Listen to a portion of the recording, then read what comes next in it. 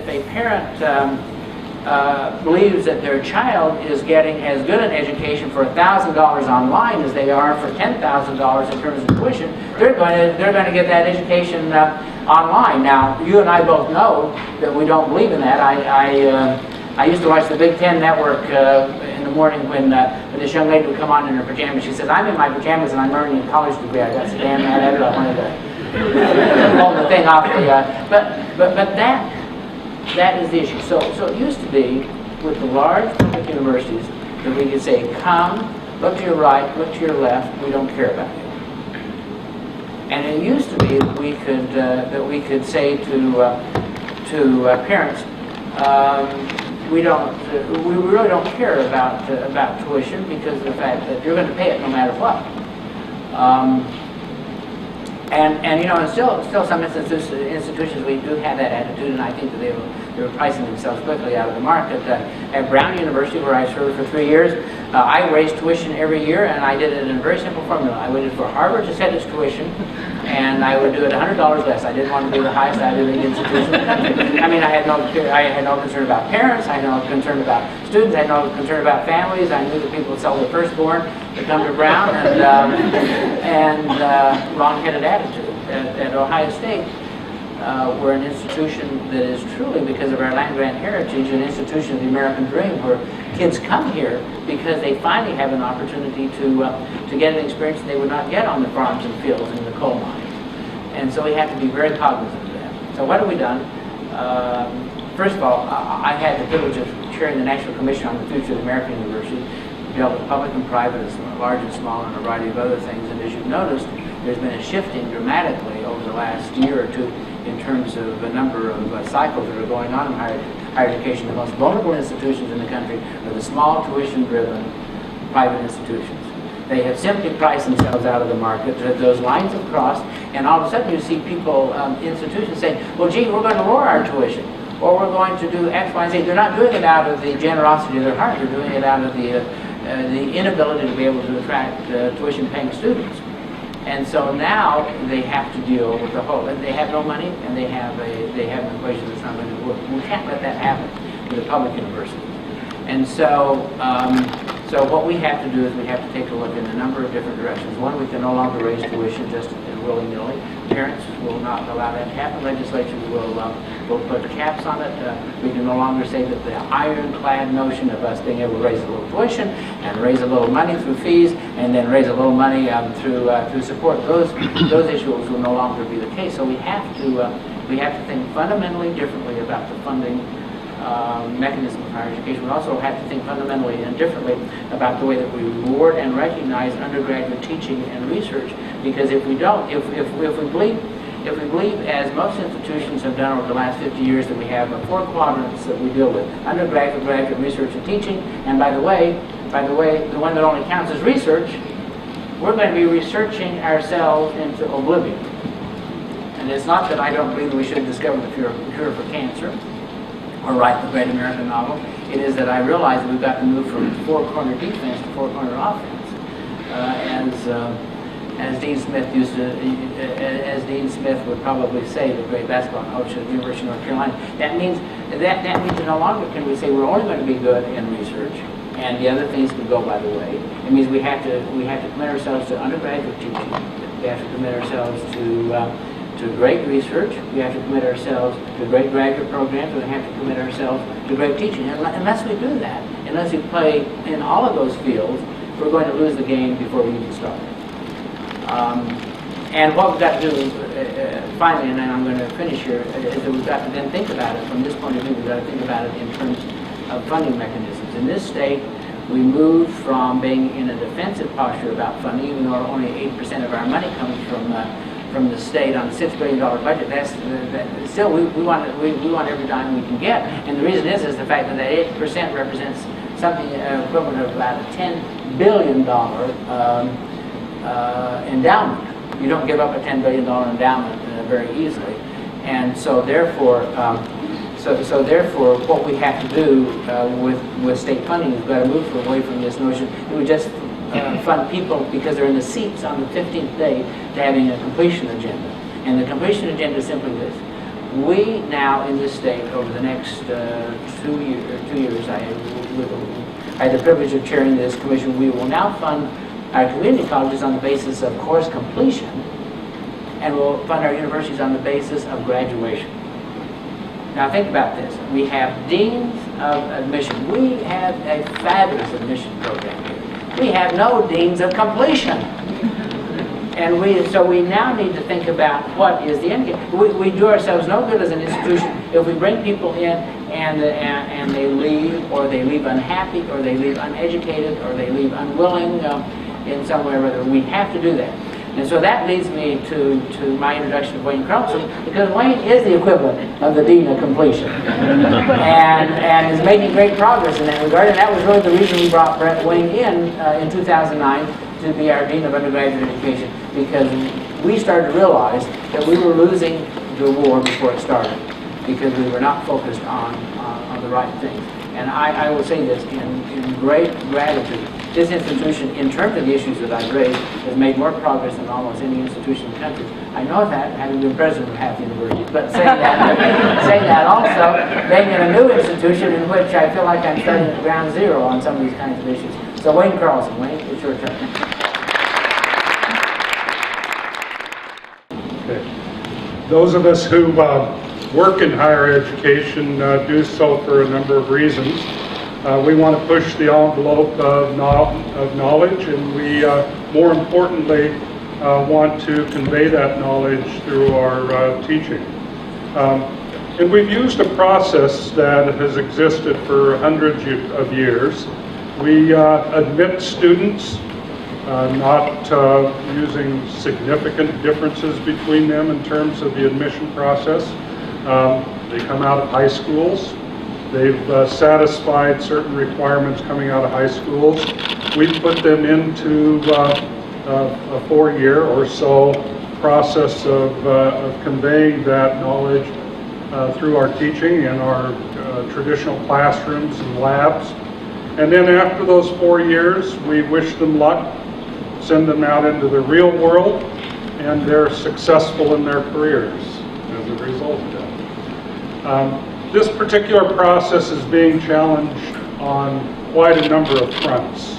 And it is the very reason we're here today is to maybe take a look at what some of these challenges are and be a little proactive in terms of being a voice in addressing some of those challenges and finding solutions to some of the things that we're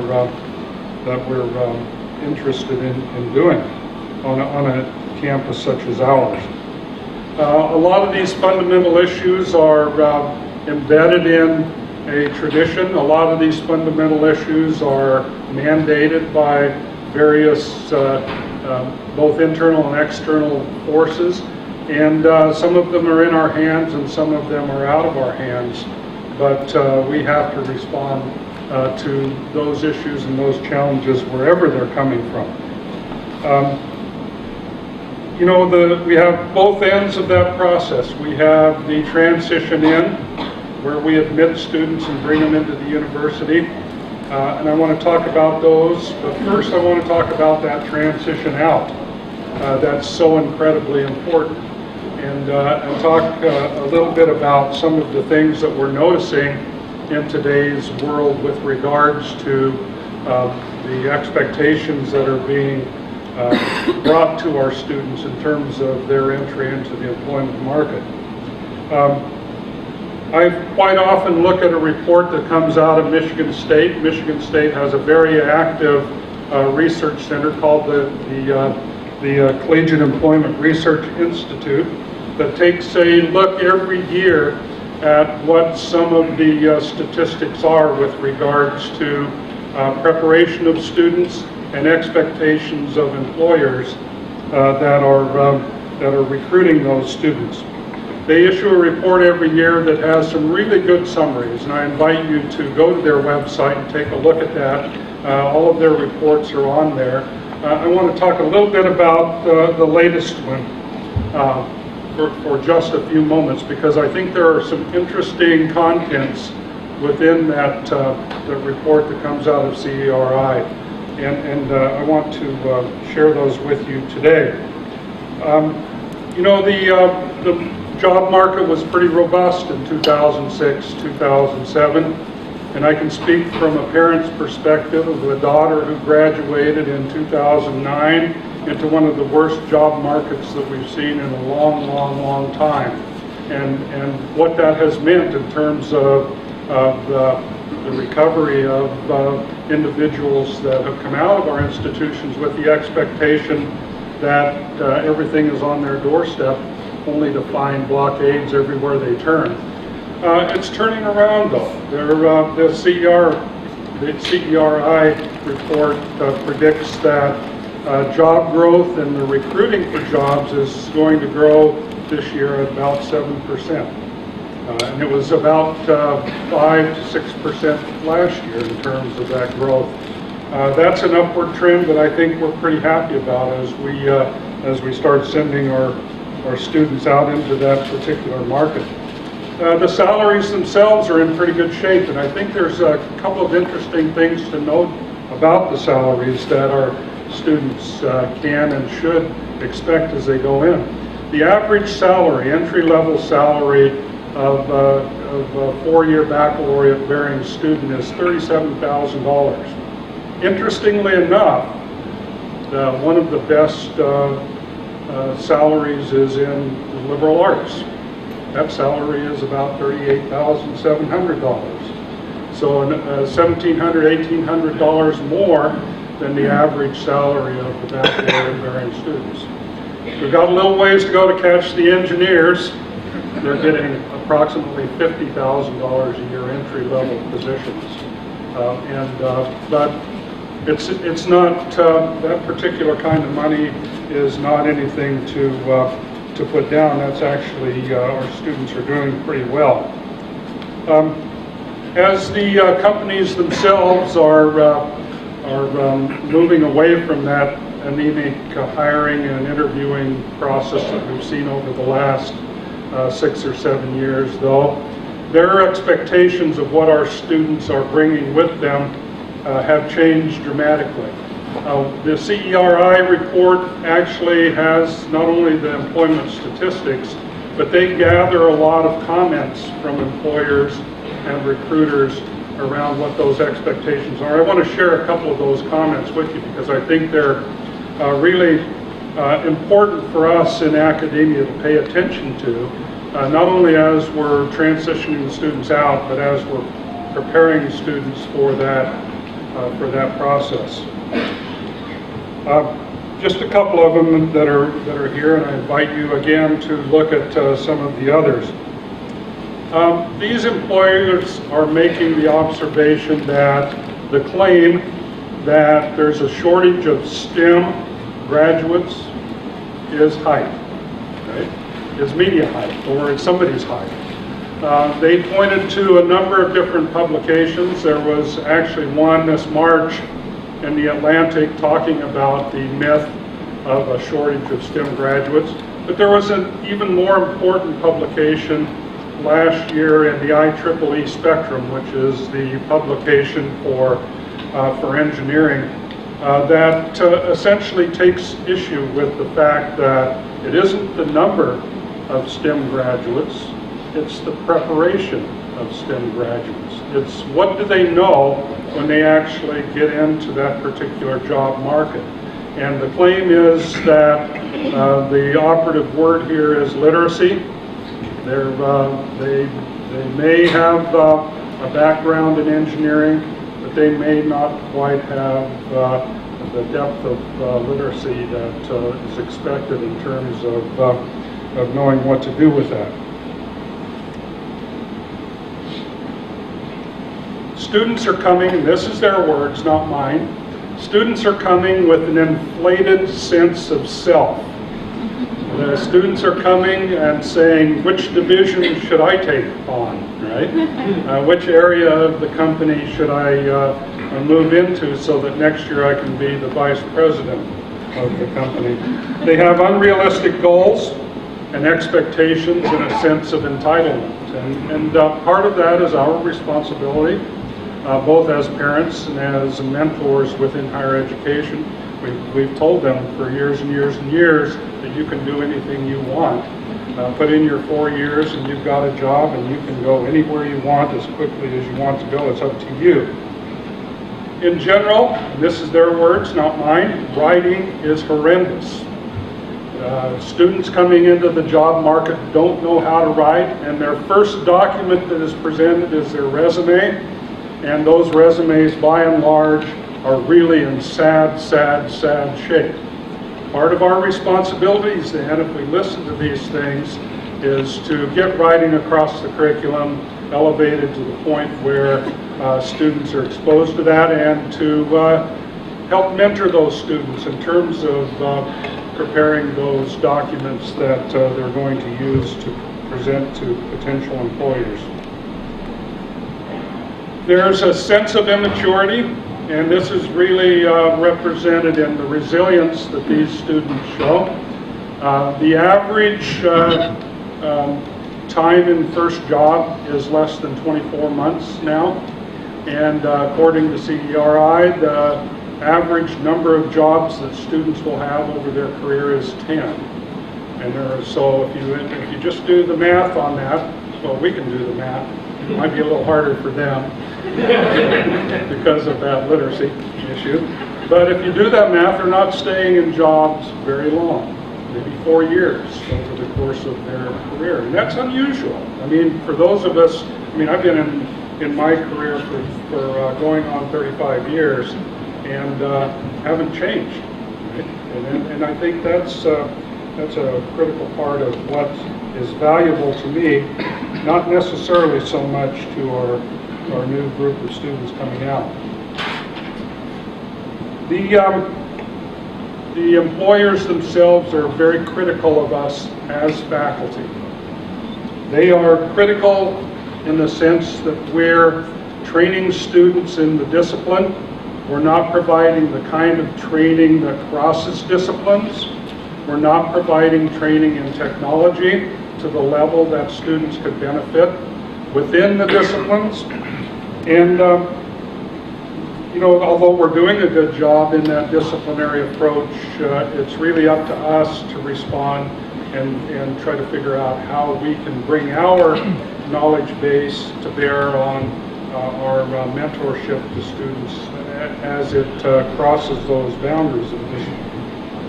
And this is no surprise, this last observation. Grades are not a good indicator of how prepared students are. In fact, the observation is that with grade inflation, whether or not that's true, whether or not we believe it, whether or not students believe it, employers believe that grades are inflated and hence can't be relied on as a measure of how prepared students are. I don't take issue with that, but that is what we have. Our employers want to see more internships and co-ops of our students because they feel like that's where they get a better sense not only of what the company is, but what the career is going to be and what the immersion in the discipline is. They want to see more soft skills preparation, things like verbal and written communication, things like ethical commitment, things like critical thinking, things like ability to work in teams or with teams as students leave college and enter the workforce. They want to see more of a mastery demonstration. Grades don't work. Let's figure out a way as institutions that we can evaluate and assess students in terms of their mastery of not only their subject area, but those cross-disciplinary areas that's important to preparation of students going out into that world. And here's one of the things that kind of raises the flag that we have to keep our eyes on. They're open to other kinds of credentials. Maybe the baccalaureate degree is not the credential that students are presenting to them. Maybe it's badges, maybe it's different kinds of certificates, maybe it's a combination of those things. I think a lot of employers are saying, I would rather have students with an associate's degree and a couple of certificates or badges in a particular area than students with baccalaureate. That's kind of counter to their argument that we have to develop these soft skills. We got to take that with a grain of salt. It is what they're saying.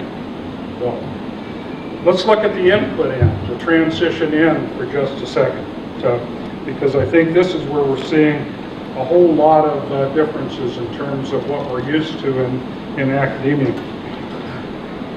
The whole issue of student death, as Dr. Gee alluded to, is putting pressure on us, pressure from parents, pressures from legislators, that we need to pay more attention to that completion agenda. We need to pay more attention not only to the completion of the degree, but the time it takes to get to where you want to be as you go out into the work world. Students are arriving at Ohio State with more and more credits that they've earned while they're still in high school. There's some interesting numbers, and we saw these in our Council on Enrollment Student Progress report the other day, that if you look across our class of incoming students, we admit about 700 students, 7,000 students. It'd be easy if it were 700, wouldn't it? But it isn't, it's 7,000.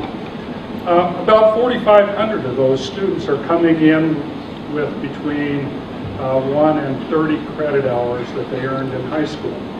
Things like AP, things like foreign language placement, things like international baccalaureate, things from dual enrollment, lots of different ways of determining credits that count towards college while students are still in high school.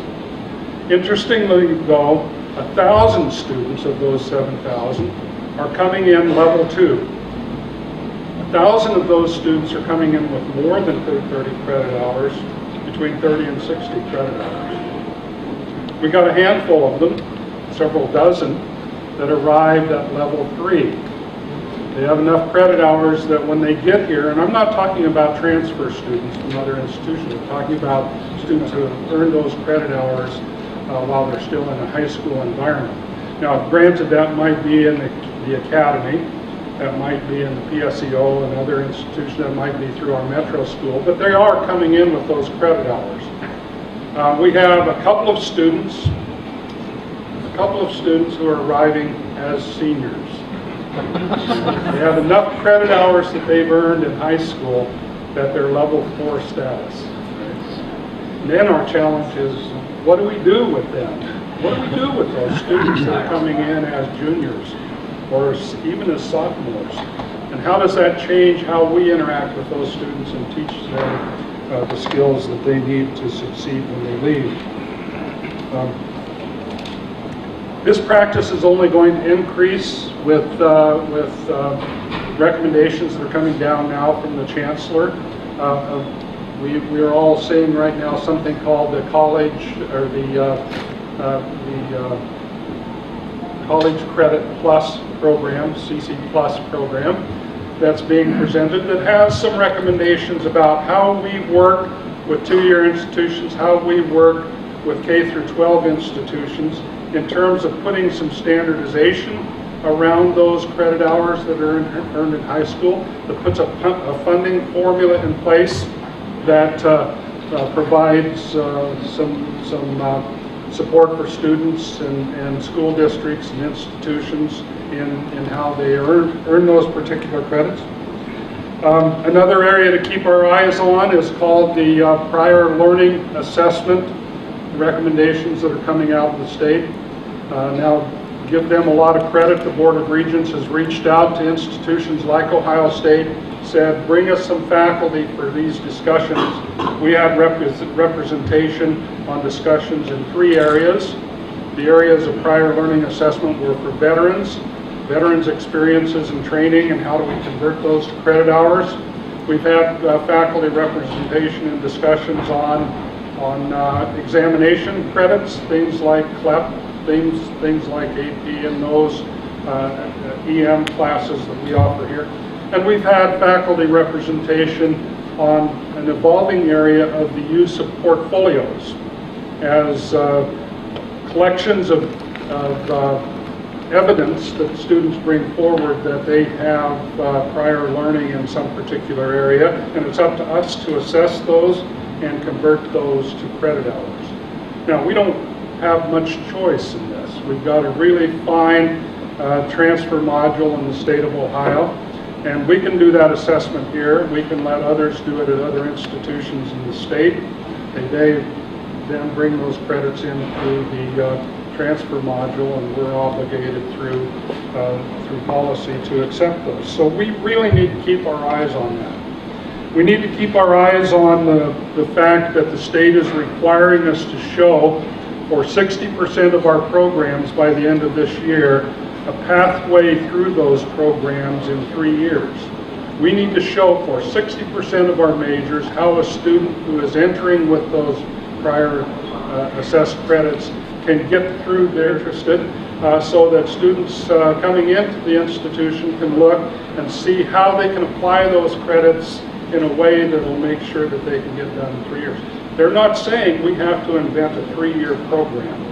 They're saying that we have to show how a student can, with the appropriate credits coming in, can leave in 3 years. Gord mentioned performance-based funding as a focus of the institution and how we're going to be evaluated, and our funding, our SSI and other funds from the state will be dependent on how well we do. We have to keep our eyes on that. There are a number of states, and it's been discussed around here, of providing incentives for certain kind of employer-centric majors. In other words, giving some kind of incentives if a student moves in one direction through the academy versus another direction through the academy. Point is, we have to keep our eyes on that. That's why we're here today. The Provost has asked us in his leadership team to take a look at the OAA's priorities and to figure out what are we as an institution needing to focus our attention on over the next few years, so that we're not letting things be done to us, but rather we're participating in those discussions. He's asked me to convene a group of faculty and have those discussions about what are the trends in higher education, what can we at Ohio State do. I've met with a number of different faculty groups, and I think it's an opportunity today to get another voice at the table through the group that we have convened here. So I really think it's imperative that we raise our voices. Let us hear your voices. We'll take good notes about what it is that you bring to the table, what it is you suggest that we do, and we'll bring those forward in the discussions at the university leadership teams to try to figure out the direction of this institution. So thank you very much for your willingness to come today and be involved in this particular conversation. I hope it's a fruitful one. I know it will be. And with that, I'd like to introduce David Staley. David is in history here at the institution, as many of you know. He's interested in things like digital history. He's interested in the philosophy of history. Why I'm interested in David is that he's a futurist. He has that ability to see beyond what the limitations are related to what it is that we currently do, and help us kind of navigate this ship in the direction of what we should be doing. And with that, David, you're on. The Future of the University group is a faculty group that's been meeting now for 3 years, talking about the current state and future directions of higher education. And so that's one of the reasons why we convened this conversation today. And I'm going to allow myself to put in a plug for our next conversation, which is next month, April 22nd, Tuesday, April 22nd at 11:30. We'll meet at the Humanities Institute, which is on, if you've not been there, it's on 15th Avenue. So 11:30 on Tuesday the 22nd. The theme or the discussion that day is going to be the current health and future well-being of the American Research University, which is the title of a recent report that was just produced in Ohio State, was represented in this endeavor. So this event here is, as we've learned, sort of a convergence of lots of different conversations that we're having around the campus, both with the Center for Higher Education Enterprise, the conversations that the Provost has instigated in thinking about future directions, future trends in higher education. Obviously, our Future of the University group has been working on this issue. We've been engaged in an environment scan for the last 6 months or so, looking at significant trends and fissures, threats, opportunities, depending on how you want to look at these, and depending on how Ohio State wants to respond to them. These are trends that we're seeing in the wider environment, and the question I think in front of us is, to what degree do we think that these impact or can impact Ohio State, and to what degree should we be responding to these? I wanted to speak very briefly about 3 particular areas that we've been examining. The first is technology, and I should say technology beyond the MOOC, because MOOCs seem to be all the rage, all the conversation at the moment, and we should continue to have, especially strategic conversations about MOOCs, but MOOCs aren't the only thing happening in technology. If the Provost is interested in either not being blindsided or being out in front of where the technology trends are going, we should look at data-driven learning and assessment, for instance. So learning analytics, statistical data mining tools that are being applied now to student learning, recognizing student challenges early on, thereby improving outcomes, and with the possibility of personalizing the learning experience.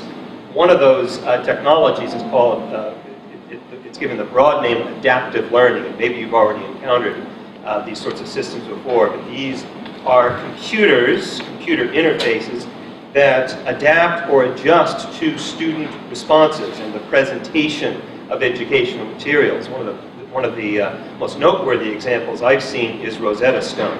Now you can buy, of course, a Rosetta Stone package of CDs and learn a language, but Rosetta Stone have developed now what amounts to a course that includes not just simply this interactive online component that reacts to my responses, gives me harder challenges as I do better, gives me softer questions as I seem not to be getting the right responses.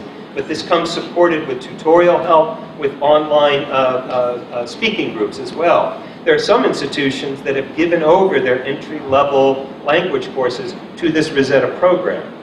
And this is part of the impact that we're seeing of adaptive learning.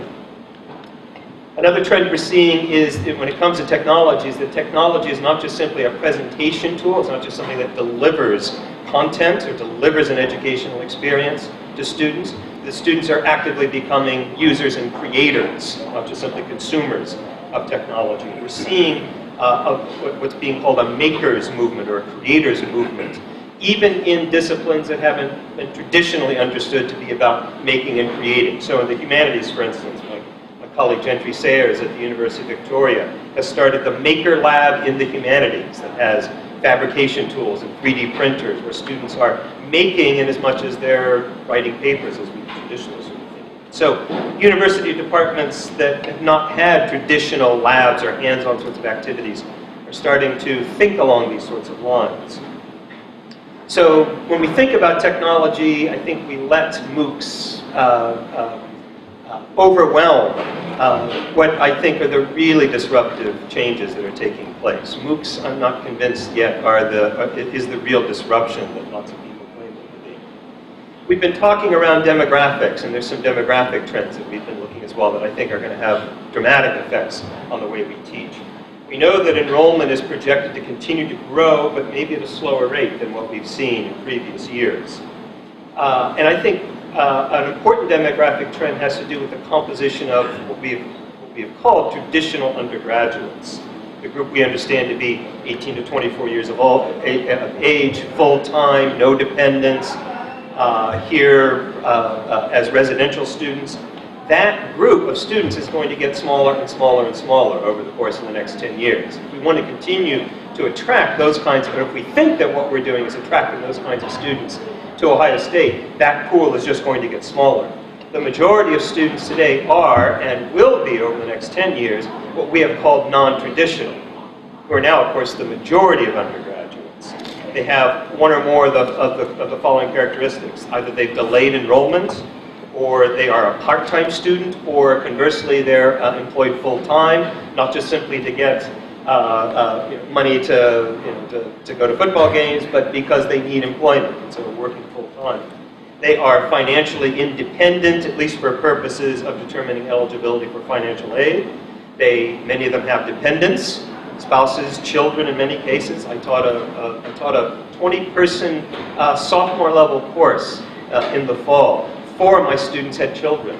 5 others had been veterans of either Iraq and Afghanistan. And they looked like traditional undergraduates, but they come in with a very different set of expectations, very different set of experiences. Many of these students are single parents. How we will teach, how we will engage with these sorts of students is going to be an important consideration, I think, over the next 10 years. And then the final trend we've been tracking is what I call, or what others have called, the value proposition. We've been talking about this in various ways, I think. Everybody in this room understands the value of higher education, both in terms of employment, in terms of personal fulfillment. We all know the value of higher education. And frankly, there's all kinds of research that demonstrates the value of higher education. The issue is there's a growing perception among a vocal and growing minority, possibly to become a majority, that higher education simply isn't worth the cost of the debt that we've been talking about. It just simply isn't worth it. Now, this is a perception. And perception is like to tell business clients, perception is not reality. But perception can become a reality. And if you just simply sort of pass off perception as well because there is no basis in fact, you don't have to worry about it. Perception quickly becomes fact to people, even in the face of research that says otherwise. One of my students who's engaged in this environment scan with me has been tracking conversations on Reddit. For many of you probably know what Reddit is, but for others it bills itself as the front page of the internet. And there's a very vigorous conversation right now on Reddit going on that I will clean up rather dramatically that essentially says higher education isn't worth it. It simply isn't worth the cost to you. Go do something else. And in fact, there's something of a cottage industry now of books that are essentially saying the same thing. Higher education simply isn't worth it. Either skip it entirely or go out on your own. Find other sorts of credentials. Some of these titles include Hacking Your Education, Don't Go Back to School, DIYU, Do-It-Yourself University. Again, these represent minority opinions. We can point, as I say, to all kinds of research to say that higher education is quite valuable. But there's a growing perception that the value proposition simply isn't there. And Wayne mentioned, for instance, the way in which certain employers are looking at least their perceptions about the job that we're doing in preparing and training students. Gallup and Lumina just did a poll of business leaders where 11% strongly agree with the statement that college graduates have the skills and competencies that their businesses need. That same poll showed that 96% of chief academic officers are either extremely or somewhat confident that about their institution's ability to prepare students for workforce success. There's clearly some sort of disconnect in perceptions here, and I wonder what's going to happen to those sorts of perceptions.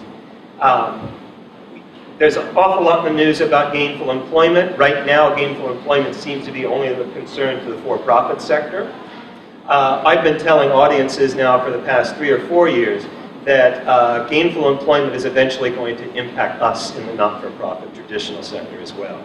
The Education Department has now written into federal policy for the first time an attempt to measure the value of an academic program by looking at what students are paying and the sorts of jobs, kinds of outcomes they're getting of their education. And it doesn't take a futurist to sort of imagine what that's going to mean for all of us going forward. That now, armed with this power, they very easily, the feds or any other sort of agency, could be applying the same sort of lens to us, the same sorts of criteria to us. Whether or not this has a direct impact on us, I seriously doubt that a place like Ohio State is going to lose students to hacking education or those sorts of things. However, I think we are going to see an increasing number of students that are going to be coming to our university with sort of a chip on their shoulder, with a very specific set of demands, which is demonstrate to me the value of this program. Demonstrate to me the value of this education, and don't just simply talk in abstract terms, and don't just simply say education is good for the soul. They're going to want to see expectations and results.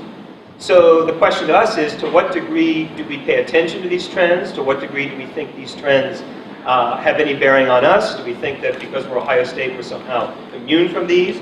Or do we treat them as serious either opportunities or threats for us as a university, to which we therefore react or to assert our own particular beliefs about the value of higher education?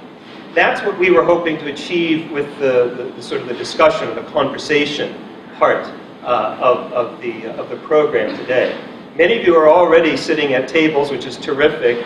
There's other tables in the auxiliary space over here.